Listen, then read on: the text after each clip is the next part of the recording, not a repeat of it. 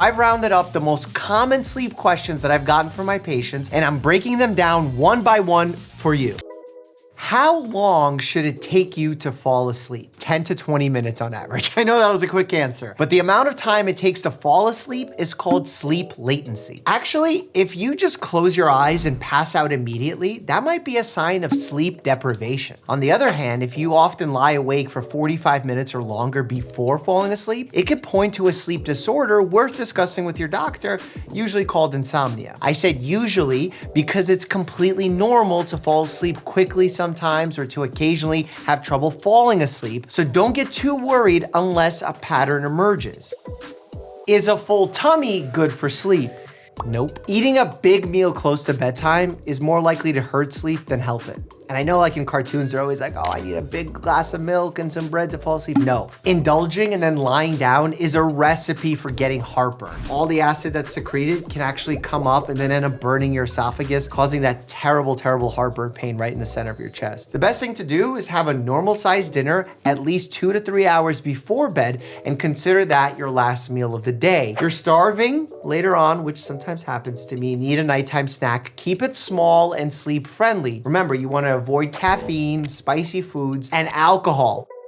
Is exercise helpful or hurtful for sleep? It's absolutely helpful. In fact, research has linked sweating it out to snoozing well over and over and over. If you're having trouble with sleep and you're not working out regularly, starting an exercise regimen might be one of the most effective things you can do for improving your sleep. Getting more sleep overall, getting more deep sleep, feeling more refreshed when you wake up, all these things are huge. I would try and stay away from late night, high intensity exercise if you can. But in general, late night exercise is probably still better than no exercise at all.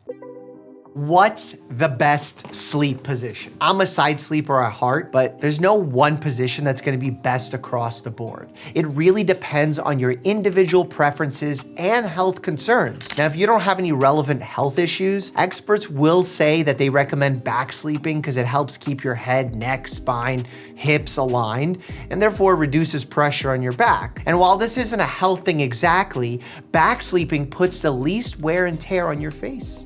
People don't think about that, but facial skin is delicate. So the less you push your face into your pillow, the better it is for wrinkles and such. And if you have sleep apnea or you snore, back sleeping is the worst. Because what happens is gravity actually makes it easier for your tongue to fall back into your mouth or for your airway to fully relax and therefore get obstructed. As for the worst position, probably lying face down is like the worst ranking one because it puts the most strain on your back, on your neck, on your face. But some experts say that it's not terrible as long as you're comfortable and you're sleeping the full number of hours. Something that I never knew, and I actually found out while I was doing some sleep research, is that how you sleep can actually influence your dreams. How often you dream, whether or not you remember your dreams, and what you actually dream about. One study found that people who sleep face down report more frequent erotic dreams. Pressure? I don't know. Is sleeping naked healthy? Sure, in most cases, it's probably fine. If you prefer sleeping naked because you feel cooler or for some other reason you just enjoy, go for it. And if you don't find sleeping in the nude comfortable, there are other ways to stay cool. Wearing light, breathable clothing like bamboo pajamas might be just as effective as wearing nothing when it comes to temperature regulation. Direct skin-to-sheet contact could potentially expose you to things like bacteria, dust mites, or anything else in your bedding. So if you have sensitive skin or severe allergies, that might be something to think about and maybe go for the pajamas. Does temperature really matter? Yeah, at least to some degree. Personal preference factors in here, obviously, and I'm very biased. Some people might be able to fall asleep easily, whether it's hot, cold, or somewhere in between, while others might need the temperature to be just right. And not everyone will agree on what just right means. In fact, if you've ever had a partner sleep with you, you've probably argued about the thermostat once or twice before. Look, studies aren't perfectly consistent on the matter, but experts often cite between 60 to 68 degrees as the right range for most people. people. Generally speaking, too hot is a bigger problem than too cold. Your core body temperature is supposed to drop while you're asleep, and if your bedroom is really hot, that can interfere with the natural cooling down process. A hot sleep environment has actually been linked to poor sleep so many times in various ways. And it's not just that it's harder to fall asleep in the steamier bedroom, it's harder to stay asleep as well. In one study, people with insomnia went to bed wearing these cooling caps to help lower their brain temperature, and then were able to fall asleep even faster than people without diagnosed sleep problems. Should I let my dog sleep in bed with me? There's probably a good chance you're already doing this. I mean, I've done this. Humans have been sleeping alongside their pets for centuries, and up to half of Americans, kids and adults, regularly co-sleep with their fur babies. You can find experts on both sides of this debate, and the evidence is pretty mixed so far. One study from a few years ago found that dogs slept just wonderfully in their owners' beds. The owners slept okay too, but slightly better when their dogs were in their bedrooms rather than curled up right next to them. In another study, people who let their dogs into bed tended to report poorer sleep, but cats didn't have that same negative impact. My general guidance on this falls into 3 areas. Area 1, dogs are hotter than humans. It's gonna make it hard to sleep.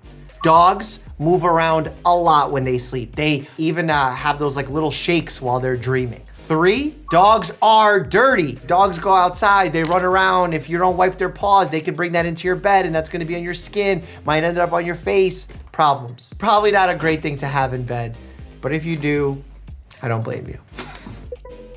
Is a sleep divorce a valid strategy? A sleep divorce just means sleeping in separate beds, usually rooms as well. In one 2023 survey, about 1/3 of people actually said they were occasionally or regularly sleeping divorced from their partners. If you sleep better alone, or if splitting up at night helps with other aspects of your personal well-being or your relationship, there's no shame in trying it or doing it all the time even.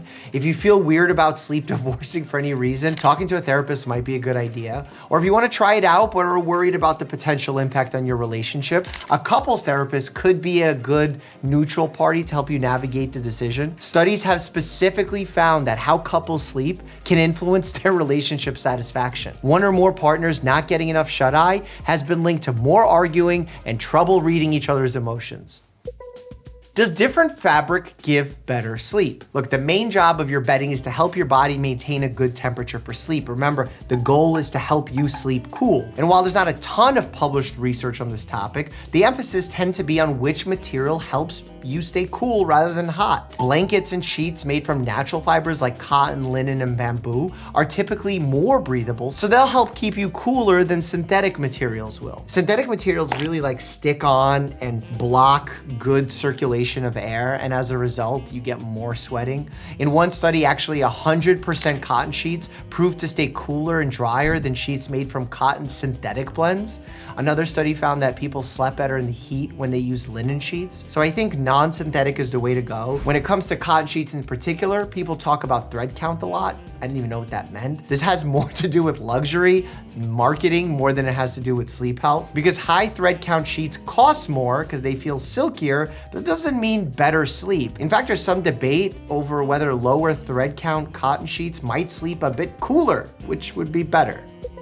What's the deal with sleep medications? I tend to not like using sleep medications long-term unless it's specifically necessary. Prescription sleep drugs, which are also known as Z drugs, they're like hypnotic sedatives. Ambien, you may have heard of them before. Those drugs work well to knock you out because they're a sedative, but they don't do a great job at helping you stay asleep. And usually people are struggling to fall asleep for a reason that we can address, and therefore we might not even need that medication, which can build up a tolerance, a dependence, all that stuff. Then on top of it, people use over-the-counter things, Benadryl, ZQuil. Those medicines can also cause some problems because they cause residual drowsiness the next day. They could also put you in a position where you feel like you need them to fall asleep. And long-term, there's been some preliminary linkages to brain issues, like especially in the older population. So I tend to not use them unless it's just like really short term. A lot of people ask me about melatonin. Melatonin is really an over-the-counter that's not a sedative, but it's to reset your circadian cycle. So when my patients are traveling and they have jet lag, you could use melatonin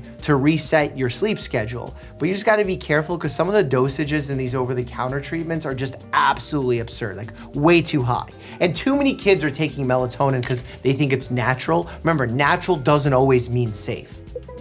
What's the longest someone has gone without sleep? The on the books record is 18 days and 21 hours, which was set by Robert McDonald in 1986. In fact, the Guinness Book of World Records stopped recognizing longest time awake in 1997 because there's just so many dangers associated with sleep deprivation. There's actually all sorts of dangerous Guinness World Records that are on the books. Click here to see me reacting to them, and as always, stay happy and healthy.